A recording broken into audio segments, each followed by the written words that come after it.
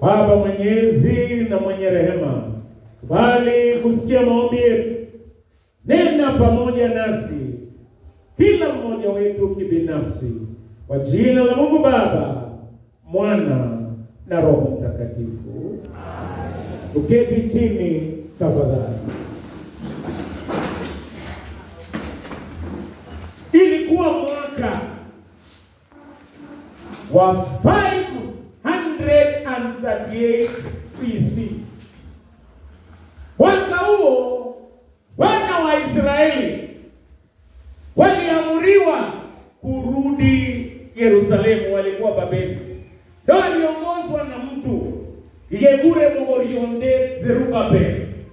Zerubabel akaongoza wana wa Israeli warudi katika nchi ya Yerusalemu, nchi ya Yuda. Walipofika huko walikuwa na lengo moja. Hao lengo lao ilikuwa ni wajenge hekalu ya Bwana. Wakaanza na bidii, wakang'ang'ana, wakajenga foundation. Lakini ilipofika pale chini, kitu cha kwanza wakaanza kuangaliana.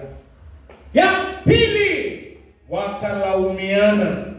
Ya tatu wakabishana. Na ya nne wakagombana. Na baadaye wakaacha kujenga hekalu. Miaka 17 hata mpaka slab ambayo walikuwa wameweka ikajaa nyasi, ikamea, lakini Mungu hakutaka wabakie katika hali hiyo. Kwa hiyo maisha saa zingine tunaanzanga vitu vizuri, lakini baadaye mambo inakwama. Kwa miaka 17 ujenzi wa hekalu ikakwama, nyasi ikamea kwa mjengo. Hii dunia, dhambi inafanya watu wanakwama. Wakati mwingi dhambi inatufanya tukwama. Saa zingine tunakwama katika mahusiano, hata katika ukulima unaweza kwama. Hata wakati mwingine katika kazi ambayo unafanya unaweza kwama. Na ukikwama unazungukia hapo, hauendi mbele wala nyuma. Nataka kusema watu ambao wamekwama wakati mwingine hawana matumaini, wamekaa pale. Mungu akaangalia akasema, hao watu nataka niwatumie manabii wa Mungu. Mmoja alikuwa anaitwa Hagai, mwingine alikuwa anaitwa Zakaria. Na wakaja na ujumbe ya kwamba ingawa umechoka, ingawa umekwama, ingawa umesumbuka, hata umekuja kanisani wakati mwingine asubuhi, mambo mengi yanatufanya tukwame, hata kuchoka na kusumbuka. Leo nataka niwahubirie habari za mtumishi wa Mungu Zakaria. Zakaria 9 mpaka 12 ndio somo tuliosomewa leo. Na ujumbe ambaye niko naye ni ya kwamba furahi kwa sababu kuna mfalme ambaye uko na. Saa zingine umekwama, hata wakati mwingine magonjwa yanatukwamisha pale. Ulikuwa na mtu mmoja ambaye kwa miaka 38 alikuwa amekaa kwa birika amekwama, akijaribu kuingia, mwingine alikuwa anatangulia mbele yake. Alikwama pale. Wakati mwingine tunakwama tukiwa pekee, hata tunakwama tukisumbuka. Leo nakuletea habari njema. Furahi, uko na mfalme, na huyo mfalme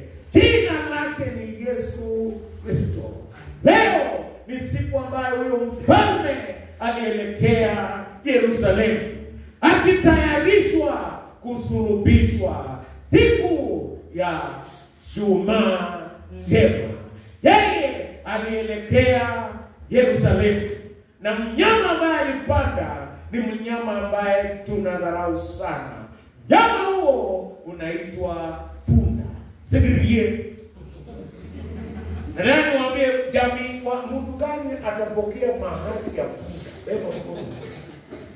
Wewe wakuletee punda utakubali? Watu wana prefer nini? Ng'ombe. Wangapi kati yenu wanakula nyama ya punda? Weka mkono chini. Ng'ombe kila mmoja wenu. Ng'ombe. Nimeuliza, wangapi miongoni mwenu wanakula punda? Weka mkono chini. Okay, sasa mmeelewa ya kwamba hamkulini punda. Tena punda ni mnyama anadharauliwa sana. Lakini Ijumaa Njema, Yesu Kristo akasema muniletee mwana punda. Na yeye akakaa juu ya mwana punda. Tena hata wakati huu wa Jumapili ya Mitende, kuna wale ambaye walimsifu Yesu. Sijui utakuwa kati ya wagani. Kuna wale ambao walisifu Yesu. Na leo tumetoka Saboti. Unajua tumefanya misheni Saboti. Kwa stage, hao watu wakaona hao wanafanya nini kando. Tena baadaye tulikuwa na Mitende. Ya baadaye tukaimba Hosana, Hosana. Tukajiunga na wale waliosifu. Baadaye kuna wale ambao walilete mwana punda. Kuna wale walipenda Mitende. Kipwani kule na kusuri. Mitende inaitwaje? Makindu. Inaitwaje? Sosionde. Wakabeba hao wakalete ili tumsifu Mwokozi. Wakatandika nguo zao na mitende. Na unajua punda haiheshimiwi, lakini kwa mara ya kwanza punda ilikanyaga carpet. Kwa sababu si punda ilikuwa ya maana, ni mwenye alikuwa amebeba, yani Yesu Kristo. Hata sisi tunavalishwa mavazi haya, tunaheshimiwa sio kwa sababu sisi ni wa maana, lakini ni kwa sababu tunabeba Bwana wa mabwana. Ukiwa mwanakwaya uheshimiwe ni kwa sababu ya yule ambao unabeba. Ukiwa nairida uheshimiwe ni kwa sababu ya yule ambao unabeba. Dada ukiwa mshiriki, wanachama wa Mothers Union uheshimiwe ni kwa sababu ya yule unabeba. Jina lake ni Yesu Kristo. Wakatandika nguo kaimba Hosana. Mafarisayo wakasema hapana, msiimbie huyu. Kuna wale ambao wanapiga. Lakini Yesu akasema hata mkipiga nitaamsha mawe na zitaimba. Kupitia ujumbe huo Zakaria anatuambia licha umekwama mama ama mzee, leo nataka kukuletea habari njema ya furaha. Furahi kwa sababu uko na mfalme ambaye anafanya mambo matatu niwaelezee. Jambo la kwanza, furahi ingaraji. Furahi kwa sababu mfalme anakuja kwetu. Kulikuwa na wafalme wengi. Wafalme wengi tunawaendea. Wakati wa hii maneno ya SLDF kulikuwa na wafalme wadogo wadogo.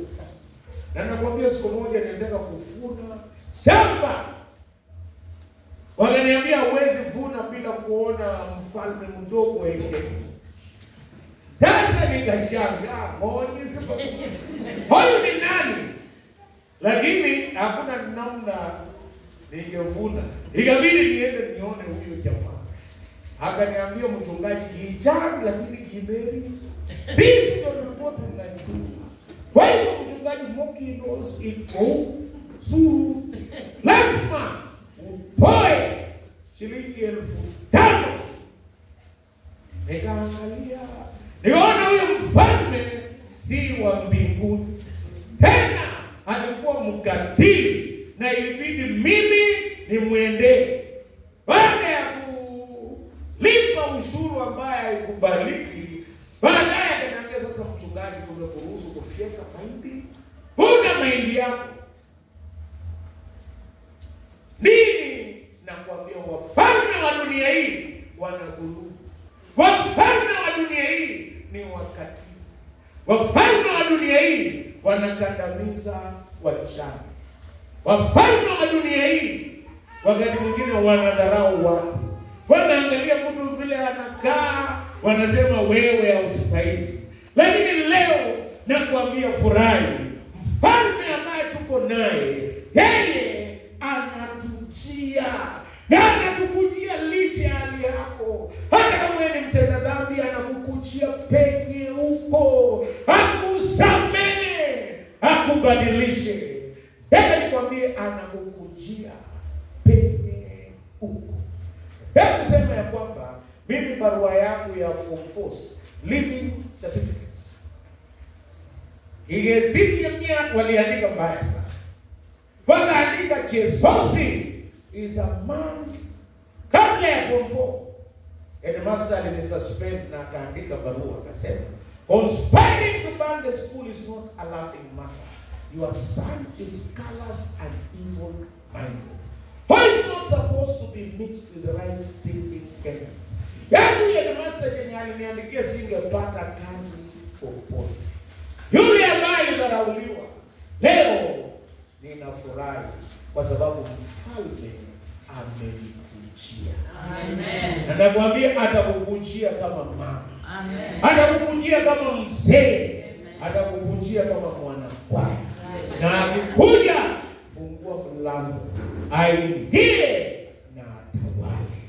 Bwana asifiwe. Amen. Jambo la pili, mfalme ambaye anatukujia ni mfalme wa kipekee.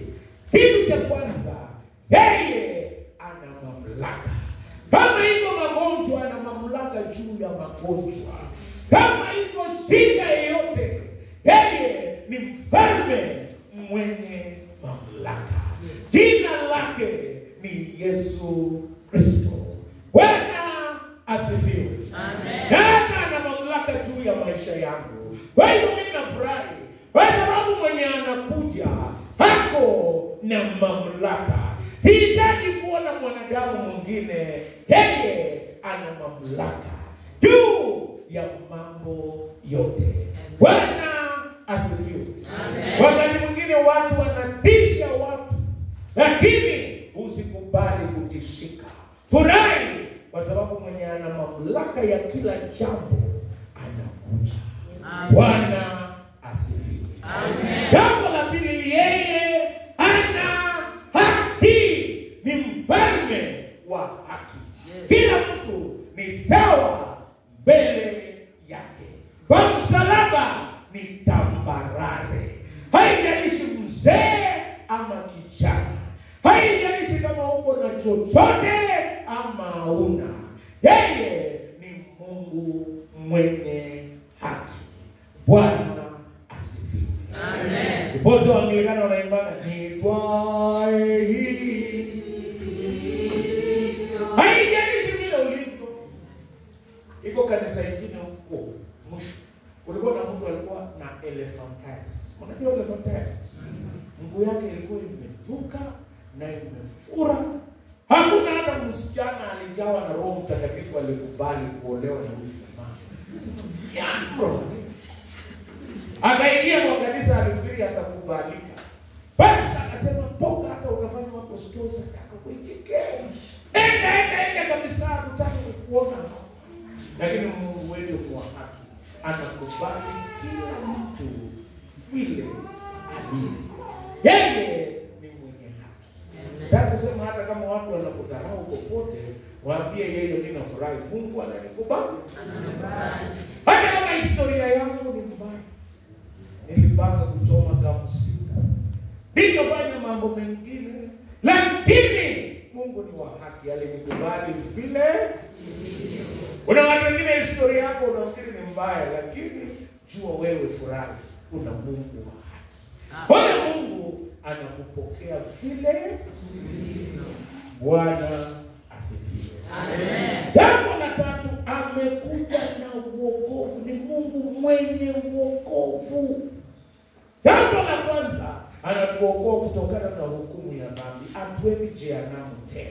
Sisi ni wasafiri wa kwenda mbinguni. Waanglikana wanaimba msafiri wa mbinguni, umwangalie Yesu. Yesu, yaani unabadilisha safari. Amekuja mwenye wokovu.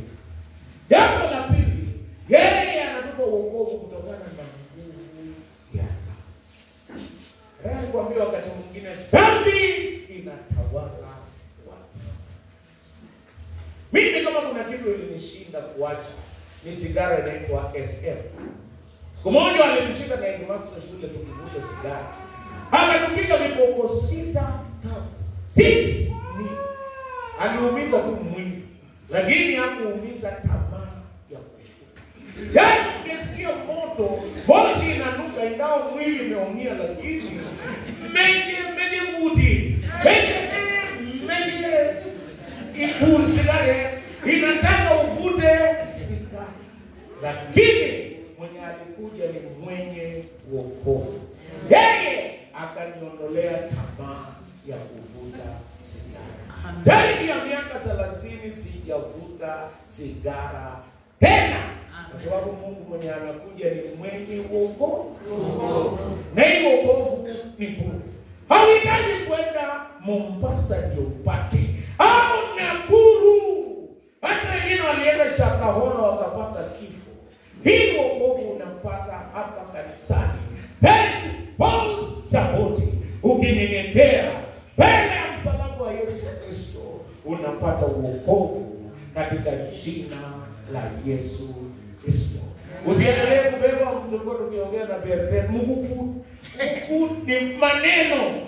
Usiendelee kubeba maneno, na mwenye wokovu amekuja. Hii Pasaka usibebe yeyote. Wengine wamejaza maneno ya majirani, maneno ya familia, yaani Mungu imekuwa mzito. Yaani wakati mwingine hauna furaha, hata ukikula ugali na nyama haiteremuki kwa sababu ya maneno. Nende maneno. Nataka nikwambie leo, amekuja mwenye kubeba mzigo yote katika jina la Yesu Kristo. Jambo la tatu la mwisho katika sehemu, amekuja yeye mwenye kunyenyekea. Alikuja na mwana punda. Yeye ni mnyenyekevu, na hata inatufunza sisi kunyenyekea. Nilienda kuhubiri hospitali Kericho. Nikahubiri, acha nikwambie, tena nilikuwa nimevaa tai ya red siku hiyo. Nilikuwa bado chipukizi, sikuwa nimekuwa padri mzee. Nikamaliza nikasema, wangapi wanataka niwaombee wabebe mikono juu? Nikaangalia Mungu kwa kona, ndio anataka uombee. Waangalia vizuri, alikuwa ni mfungo. Nikasema leo nimehubiri ya kutosha. Nilipoenda nikamwambia ndugu nikuombea, akasema hapana. Abele hata sitaki. Nikamwambia kwa nini uliniita? Akasema niko na bakuli, unajua mimi ni mfungo sugu. Niko na bakuli wameweka hapa, nilikuwa nikifanya mambo mengine ni wasabu utawatajiki. Mweka hapo na sasa imejaa. Nimekuwa nikijaribu kutafuta mtu wa kunisaidia kupeleka huko, watu wote wamekataa. Lakini nilipokuona ukihubiri nikasema Anyoro, nimepata Mungu mwenye atanipelekea hii mzigo yangu mbaya mpaka penye inawekwa. Yaani hapo anaweza kuenda choo, alikuwa anaweka pahali. Sasa akasema wewe ndio utapeleka. Pia siku hiyo nikafunzwa Yesu alinyenyekea. Ninakwambia niliimba wimbo sote, Bwana Yesu akakuja. Yaani nini, lakini nikajifunza kunyenyekea. Nikapeleka nikaweka penye ilikuwa, siwezi sema nitarudia siku nyingine, lakini ilinifunza kunyenyekea. Tena nikwambie, kuosha kanisa vipi hapa. Nilienda kwenye mapadri wanafunzi huko, wanaoshana nguruwe na kutengeneza nyumba ya nguruwe. Inakufunza kunyenyekea. Hata saa zingine mzee kuchunga ng'ombe inakufunza kunyenyekea. Haukimbii, ng'ombe haisikii, tena mvua ikakunyeshea huko tu hapo. Inakufunza kunyenyekea. Hii dunia Mwokozi alinyenyekea kwa masaputi. Hata sisi tunyenyekee. Kila mama nyenyekea. Hata wakikuweka kwa orodha ya kupanguza kanisa, nyenyekea. Hapo ndio kuna baraka. Hata orodha ya jikoni, hata kama moshi na kuni haikukauka, nyenyekea. Kuna baraka kwa kunyenyekea katika jina la Yesu Kristo. Basi ukipewa usipige absent, nyenyekea na utabarikiwa katika jina la Yesu Kristo. Jambo la mwisho, anakuja na kutenda mambo ya ajabu. Jambo la kwanza, anatukomboa. Kutokea mito hadi mito anatukomboa. Anatukomboa kutokana na dhambi na kusumbuliwa ambaye ni mipaka zetu, kutokea mito mpaka mito, bahari hadi bahari. Yeye anatukomboa pia kupitia kwa dhambi, kupitia kwa damu ya agano. Na damu hiyo alimwaga wakati aliposulubiwa. Jambo la mwisho, yeye anatupa matumaini. Anasema, enyi watumwa, enyi wafungwa wa matumaini, nitawapa matumaini. Jambo mfalme alishika, Mungu alikuwa anaingiza kwa kisima penye hakuna maji na hakuna matumaini. Kisima kavu, unatupa ndani, unangojea kuondoka. Lakini ingawa wewe ni mfungwa, wewe ni mfungwa wa matumaini. Saa zingine mfalme atageuka na aseme enda. Nataka kusema ya kwamba wakati mwingi shetani ameingiza watu na wamekuwa wafungwa wa matumaini. Hili Yesu Kristo amekuja kutupa matumaini. Haijalishi ni kisima gani huko ndani. Saa zingine umekuwa na kisima ya uchungu, kisima ya kulemewa.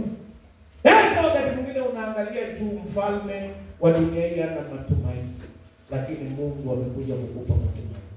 Naomba ya kwamba Mungu akuponye, akupe matumaini, uponyaji, baraka na ushindi.